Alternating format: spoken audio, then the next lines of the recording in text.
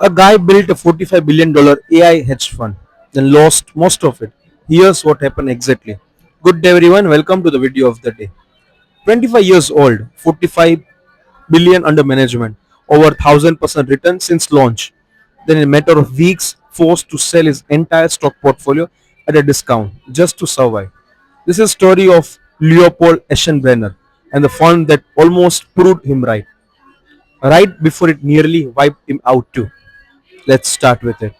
So we will discuss about how he got over there.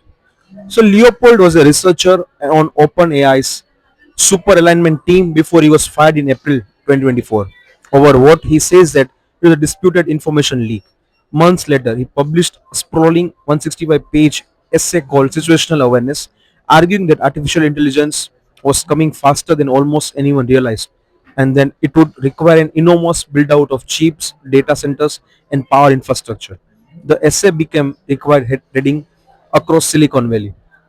He also turned out that this thesis directly into a hedge fund backed by Strip co-founders Patrick and John Collison, former GitHub CEO Ned Friedman, and investor Daniel Gross, that the fund grew from $225 million to $20 billion in under 2 years, then kept climbing, peaking at $45 billion at the start of this month, on returns exceeding 1000% since inception. Now, the trade that broke down. Here's the actual trade Leopold built the fund around. He went long, meaning that he bet big on companies supplying the chips, memory data centers, and powered behind the AI boom. Public filings showed large stakes in names like Neobus, Bloom Energy, SanDisk, CoreView, and SK Hynix. Also, at the same time, he bet against software companies, and he believed that they were vulnerable to a disruption, including a short position on Adobe 2. Both sides of that bet went wrong at once. A sharp reversal hit air infrastructure stocks hard, and the software shot instead of paying off. Moved against him too, getting hard on a long side on both the point of a portfolio simultaneously is about the worst case scenario a hedge fund can face. And wow, the reaction was. So now why it spread so fast? Here's the piece that turned a bad month into crisis. Leverage. There's a reports a syndicate situational awareness was using the leverage of 400%, meaning for every dollar for actual capital, and the fund controlled roughly $4 of market exposure. Leverage massively amplifies gains on the way up. It does the exact same thing on the way down too. As loss mounted, the fund's prime brokers, which are Bank of America, Goldman Sachs, and JP Morgan Chase, issued margin calls, demanding more collateral to cover the shrinking value of the leverage positions. Unable to meet those calls in an orderly way, the fund was forced into a distressed sell. Ken Griffin's Citadel stepped in and bought the fund entirely leveraged public stock book, which is including SK Hynix and CoreWave, at below market price, and the assets that stood at $45 billion at the start of July had fallen to roughly $10 billion by the end of the month. Very interesting is the next part, the twist, why this didn't happen in a crash.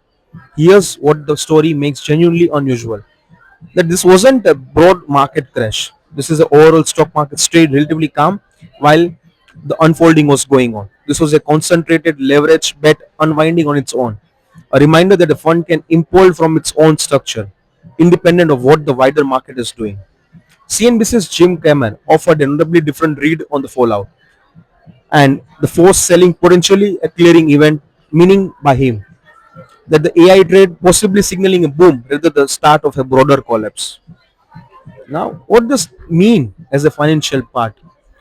The actual lesson, independent of whether the AGI thesis eventually proves right, is that being directionally correct about a trend doesn't protect you from being wrong about timing, sizing, or leverage.